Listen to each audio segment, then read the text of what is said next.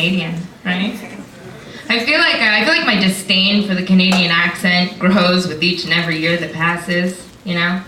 And I feel like part of that is just because we live in such a multicultural city, right? Like a few weeks ago, a girlfriend of mine was over. She's originally from Venezuela. We were talking about the TV show Narcos. And she goes, "Oh right, the life of Paredgar." I was like, what? Like her lips didn't even move. It was just like liquid gold dribbled out the side of her mouth and down her base. I'm like, say that mass murderer's name again, right? So sexy. So sexy. I think the other part of it is because my boyfriend is British, so everything he says sounds ridiculously charming. Like the other day he was like, "Babe, I think I've got a wart on my foot." I'm like, "I know you just said wart, but I am way too wet to care." You know what I mean? We'll burn that shit off later. Enter me with force, right? We have fun. We have fun. We actually just got back from traveling through Japan for a couple of weeks, which was amazing. Japan is amazing. And it just reminded me how important international travel is for people who never ever want to take a shit again, pretty much. Right, guys? What is that? What is it about crossing oceans that's instantly binding? You know, like you just ate 78 bananas on the plane ride over. So bizarre. We had a good time though, we really did. I knew we would have a good time pretty much straight away, because within the first few hours of landing, a man handed me a beer and then he bowed to me. Okay? You guys look unimpressed. Has anyone ever handed you an alcoholic beverage and then bowed to you? No, because you're not fucking Aladdin, okay? It was amazing. Then I went to the bathroom, and the toilet cleaned my ass, blew it dry, and sang me a song. It was the best day of my life. Best day of my life. I learned something really interesting about Japan while I was there. So the Japanese they're really into anime and computer games and video games. And I knew all this beforehand, I just didn't know how into it they were. And then one night, my boyfriend and I were walking around the area we were in Tokyo. This is a true story, by the way. And I saw this guy and girl come out of a restaurant, and they were parting ways, and the guy made some type of advance. Like, he went to hug the girl or kiss her, and she was like, no. And this is what he did.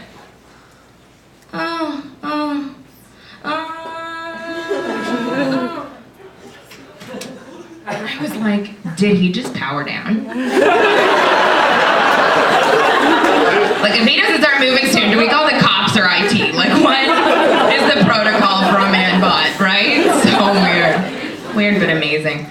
To be honest, the only thing I didn't care for about Japan was the travel there and back, because it's very far away, and I'm not a good flyer. That's actually not even true. It's not even that I'm not a good flyer. I've just realized I'm not a good passenger. Like, I don't like being on a plane, but I don't like being in a car, I don't like in a subway, I don't like in a boat. Like, the only form of transport that I enjoy is the train, which is kind of ironic for a Jew, I feel. Right? Guys, my mom hates that joke. She hates it so much. Me too. That's why I keep doing it. It was worth it though. It was worth it though, the flight. It was a great trip, it really was.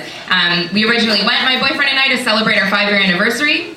And on our second night, we got engaged, which was kind of cool. It's a bit of a double-edged sword, though, because I gained a bit of weight on our trip, just kind of like pack-woman my way along the coast, as you do. And then the other day, it was so sad, my boyfriend was like, "Babe, you're so sweet. Ever since I gave you that ring, you just can't seem to take it off." And I'm like, "I know, I can't. I physically can't." Oh, God. I'm so serious, guys. I'm gonna have to 127 hours this thing soon. Just lop it the fuck up, you know? I'm just curious, though. Is it bulimia if you eat until you throw up, guys? Is that a thing? Because I think I found a loophole. I think I found one. There's bigger things to be worried about, right? Like, I can't get my diamonds off my finger. I was watching the news the other day, and it just made me think, like, what do you guys think, okay, in all seriousness, that morning of the day of an attack, that a suicide bomber eats for breakfast?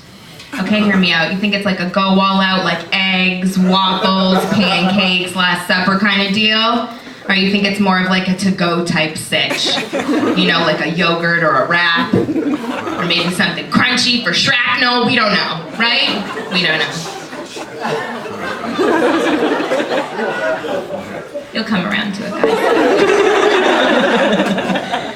You know who I think we need to be more scared of, though? Old smokers.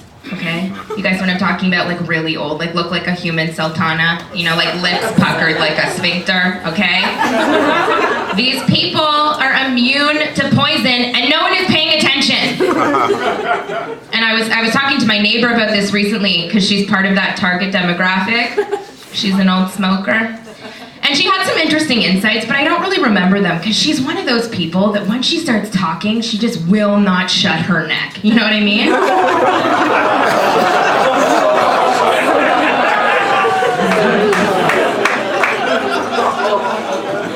I'll leave you guys on this. Do you guys ever find a chin hair in public and try and pluck it with your fingernails, but then you just end up curling it like gift ribbon? So it's not